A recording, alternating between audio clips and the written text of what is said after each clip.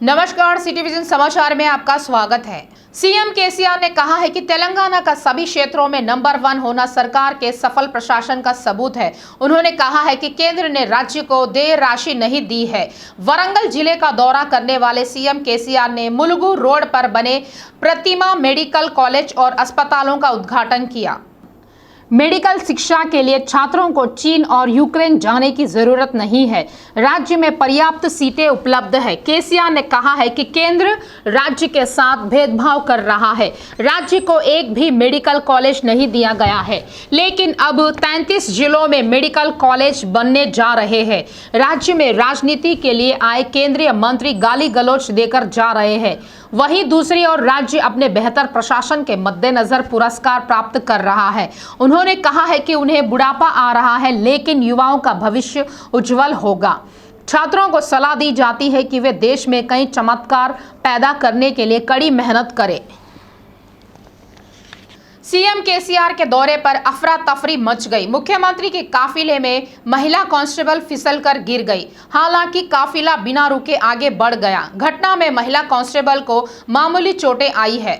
CM KCR सुबह हैदराबाद से रवाना होकर जनगाम जिला पेमर्ती कला तोरणम पहुंचे। मंत्री एर्रबल्ली दयाकर राव और स्थानीय नेताओं ने शाल ओढ़ाकर सीएम का सम्मान व स्वागत किया। बाद में जब काफिला आगे बढ़ रहा था तो महिला कांस्टेबल फिसलकर गिर गई। हालांकि काफिला बिना रुके निकल गया। पुलिस उसे अस्पताल ले गई। इस बीच सीएम केसीआर ने हनमकोंडा जिले के राष्ट्रीय राजमार्ग 163 दामेरा चौराहे पर नव स्थापित Prathima relief institute of medical science Prathima medical college और अस्पताल का उद्घाटन किया। मंत्री तलसानी श्रीनिवास यादव ने गांधी अस्पताल परिसर का दौरा किया। इस दौरान उन्होंने गांधी प्रतिमा के अनावरण को लेकर किए जा रहे कार्यों का निरीक्षण किया। एमजी रोड पर गांधी अस्पताल के सामने गांधी प्रतिमा स्थापित का अनावरण किया जाएगा। यह प्रतिमा 16 फुट ऊंची है। मंत्री तलसानी ने कहा है कि कल सुबह 10:30 पर एमजी रोड पर गांधी की प्रतिमा पर पुष्पांजलि अर्पित करने के बाद सीएम केसीआर गांधी अस्पताल के सामने गांधी की 16 फीट की प्रतिमा का अनावरण करेंगे।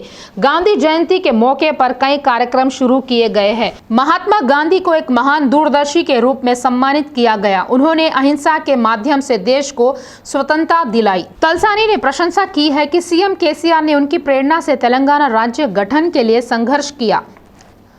केंद्रीय मंत्री किशन रेड्डी पर राज्य के आईटी और उद्योग मंत्री केटीआर ने निशाना साधा। किशन रेड्डी ने कहा था कि केंद्र में सत्तारूढ़ बीजेपी के नेतृत्व में बनी सरकार ने तेलंगाना के लिए 9 मेडिकल कॉलेज मंजूर किए हैं, जबकि उनकी यह बात झूठी है। इस तरह की टिप्पणी केटीआर ने ट्विटर के माध्यम से की है। मेडिकल कॉलेजों की मंजूरी को लेकर केटीआर ने किशन रेड्डी पर पलटवार किया। मैं एक भाई के रूप में आपका सम्मान करने का दावा करता हूं। उन्होंने कहा है कि उन्होंने गलत सूचना देने वाले दुर्भाग्यपूर्ण केंद्रीय मंत्री नहीं देखा है। यह कहना झूठ है कि केंद्र ने तेलंगाना को 9 मेडिकल कॉलेज आवंटित किए हैं। किशन रेड्डी में माफी मांगने की भी हिम्मत नहीं है। यह घोषणा की गई है कि हैदराबाद में global centre for traditional medicine की स्थापना की जाएगी, लेकिन केटीआर ने याद दिलाया है कि इसे गुजरात स्थानांतरित कर दिया गया है। उन्होंने कहा है कि हैदराबाद की जनता को अब भी गुमराह किया जा रहा है, लेकिन गलती को सुधारा नहीं जा रहा है। केटीआर ने यह जानने की मांग की है कि केंद्र तेलंगाना से किए गए वादों को क्यों रौंदा जा रहा है। पीसीसी चीफ रेवंत रेड्डी ने कहा है कि राहुल गांधी की कन्याकुमारी से कश्मीर तक की भारत जोड़ो पद यात्रा इतिहास में दर्ज होगी। उन्होंने कहा है कि भारत जोड़ो गांधी की दांडी यात्रा के समान है। राहुल गांधी की पद यात्रा इस महीने की 24 तारीख से तेलंगाना में शुरू होंगी। उन्होंने कहा है कि यह खुशी की बात है कि यात्रा का समन्वय करने के लिए महाराष्ट्र के नेता आ रहे हैं।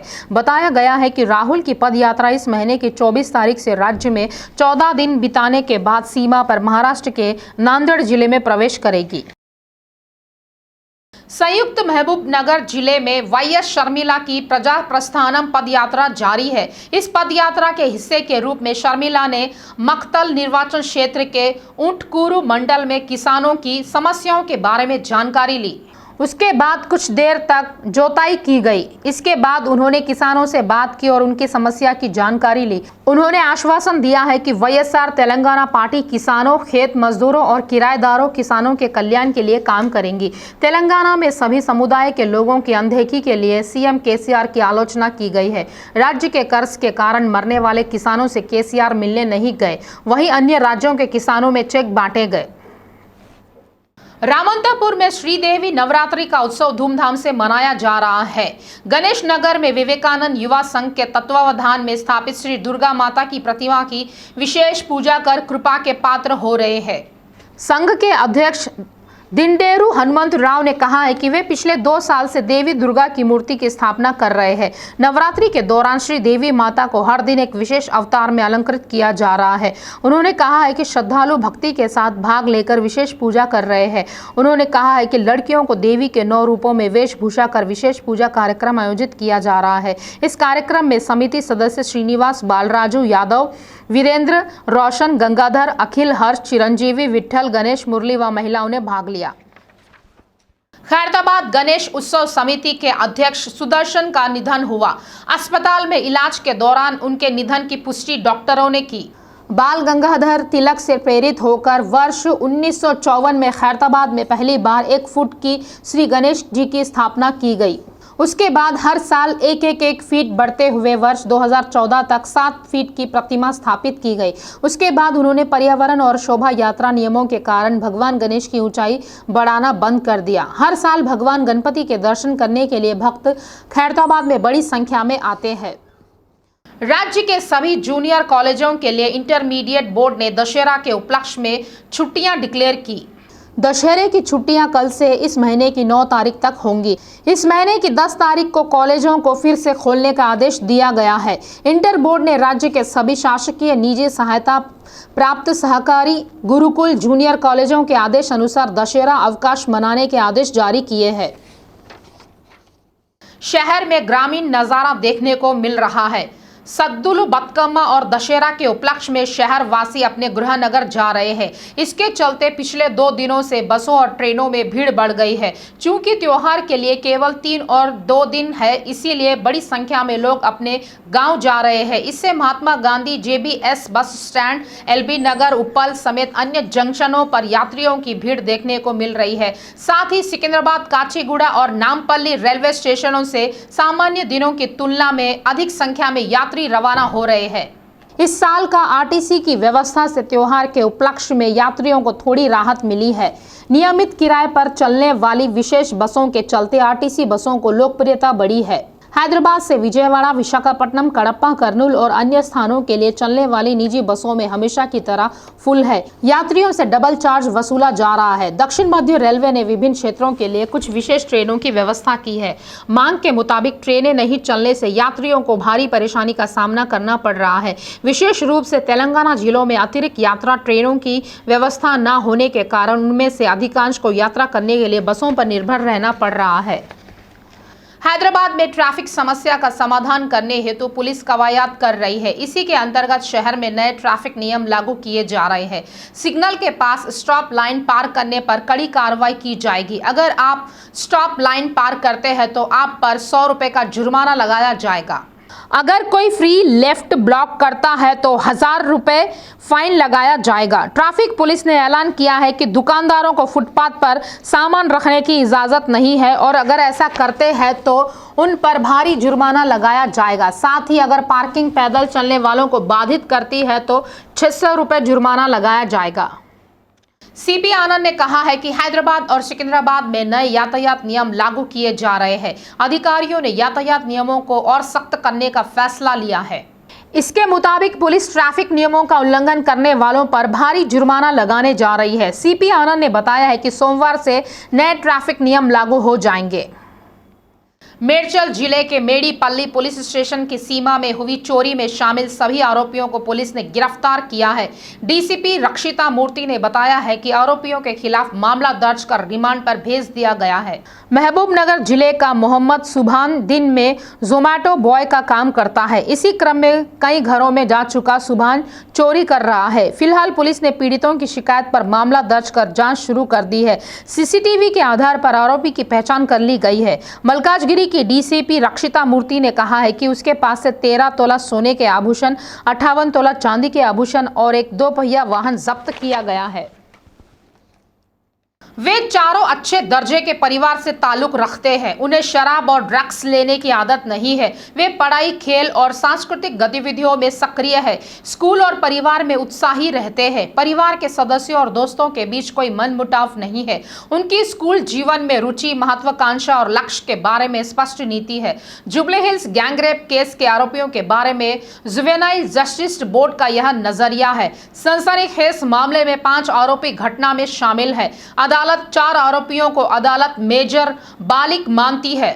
जुबली हिल्स एमनेशिया पब के पास लड़की के साथ सामूहिक बलात्कार मामले में महत्वपूर्ण मोड़ आया है। इस घटना ने तेलुगु राज्यों में हलचल मचा दी थी। 5वें अतिरिक्त मुख्य metropolitan magistrate cum principal magistrate of juvenile justice के बोर्ड ने कहा है कि 5 में से 4 नाबालिगों को मेजर माना जाना चाहिए। मामला नामपल्ली जुवेनाइल न्यायालय में स्थानांतरित कर दिया गया है। अदालत ने कहा है कि घटना के दौरान युवक शराब या अन्य नशीली दवाओं के प्रभाव में नहीं थे। कोर्ट ने कहा है कि उनसे बात करने पर पता चला है कि इस दुष्कर्म को अंजाम देने वाले सभी जानते हैं। इसमें कहा गया है कि वे अपने कार्यों के परिणामों से पूरी तरह अवगत है और विभिन्न मुद्दों पर एक स्पष्ट विचार रखते हैं। सुप्रीम कोर्ट ने अहम फैसला दिया है। अदालत ने कहा है कि गर्भपात के लिए डॉक्टरों के पास आने वाली लड़की की जानकारी पुलिस को नहीं दी जानी चाहिए। डॉक्टरों को पोक्स अधिनियम के धारा से सुरक्षा प्रदान की है। सुप्रीम कोर्ट के फैसले की हर तरफ स्वागत किया जा रहा है। ताज़ा फैसले के बाद अब लड़कियों को अनचाहे गर्भ से छुटकारा पाने के लिए अदालतों के चक्कर नहीं लगाने पड़ेंगे। सुप्रीम कोर्ट एक महत्वपूर्ण फैसला दिया है। देश में सभी महिलाओं का 24 सप्ताह के भीतर सुरक्षित गर्भपात किया जा सकता है। लड़कियों की समस्याओं को देखते हुए यह निर्णय लिया गया है। Medical termination of pregnancy act का दायरा बढ़ाया गया है। इस दायरे के तहत लड़कियां अपनी मर्जी से 24 हफ्ते के अंदर गर्भपात करा सकती है। इस संबंध में डॉक्टरों को भी सुरक्षित किया गया है। लड़कियों के गर्भपात को रोकने वाले पोक्सो अधिनियम की धारा से डॉक्टरों को बचाने के लिए महत्वपूर्ण फैसला लिया गया है। देश में 5G सेवाएं शुरू हो गई है। प्रधानमंत्री मोदी ने दिल्ली के प्रगति मैदान में 6ठी भारतीय मोबाइल सम्मेलन का उद्घाटन कर 5G सेवाओं का शुभारंभ किया। फिलहाल 5G सेवाएं कुछ बड़े शहरों में ही उपलब्ध की जा रही है। शुरुआत में 5G सेवाएं केवल मुंबई, दिल्ली, बेंगलुरु, कोलकाता, हैदराबाद, पुणे, अहमदाबाद, चंडीगढ़, गांधीनगर, गुरुग्राम और लखनऊ में उपलब्ध है। 2 साल में पूरे देश में 5G सेवाओं का विस्तार किया जाएगा। वर्तमान में हम 4G सेवाओं का उपयोग कर रहे हैं। इससे बेहतर सेवाएं 5G के साथ मिलेंगी। 4G पर अधिकतम डाउनलोड स्पीड 1 Gbps है, लेकिन 5G पर 10 Gbps है। इससे हाई क्वालिटी और ड्यूरेशन वाले वीडियो और फिल्में सेकंडों में डाउनलोड की जा सकती है। 4G और 5G सेवाओं के बीच एक और बड़ा अंतर डेटा प्रसारित करने के तरीके का है। 4G में सेल टावरों से सूचना संकेत प्रेषित होते हैं। 5G में स्मॉल सेल टेक्नोलॉजी का इस्तेमाल किया जाता है। उच्च बैंड सेवाएं छोटी कोशिकाओं द्वारा प्रदान की जाती है जो छोटे बक्से के आकार की होती है, लेकिन जहां इन बक्सों को स्थापित नहीं किया जा सकता वहां सेल टावरों का उपयोग कम आवृत्ति वाले क्षेत्रों में किया जाता है। ये थे अब तक के ताज़ा समाचार। आगे के ताज़ा समाचारों के लिए देखते रहिए सिटी विजन लाइव।